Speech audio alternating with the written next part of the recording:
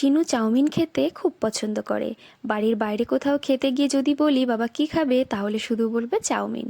তো সে মতন আজকে ওর আবদারে ছিল টিফিনে চাউমিন বানিয়ে দিতে হবে। তা আমিও এই যে ঝটপট করে চাউমিনটা সিদ্ধ করে, তারপর এই যে তেলের ভেতরে পেঁয়াজটা ভেজে নিয়ে তারপর লবণ আর হলুদ দিয়ে সিদ্ধ করে রাখা চাউমিনটা দিয়ে দেবো।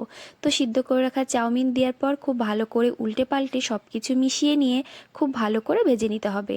আর কোনো কিছুই মোটামুটি এখানে দেবো না, যেহেতু বাচ্চার জন্য করছি সেজন্য কিন্তু একদম সিম্পলভাবে, আর যেহেতু টিফিনে করছি সেই জন্য কিন্তু একদম তাড়াতাড়ি করে বানিয়ে নিচ্ছি। তো শুধু নামানোর আগে দিয়ে দেবো বেশ কিছুটা ম্যাগি মশলা। তো এই চাউমিনের টেস্ট কিন্তু এই ম্যাগি মশলার থেকেই আসবে। এটা খেতে কিন্তু ভীষণই ভালো লাগে। আপনারা যারা এখনও বানাননি তারা কিন্তু অবশ্যই রেসিপিটা দেখে একবার ট্রাই করে দেখতে পারেন। যেমন ঝটপট তৈরি হয়ে যায়, সেরকম খেতেও কিন্তু দারুণ লাগে।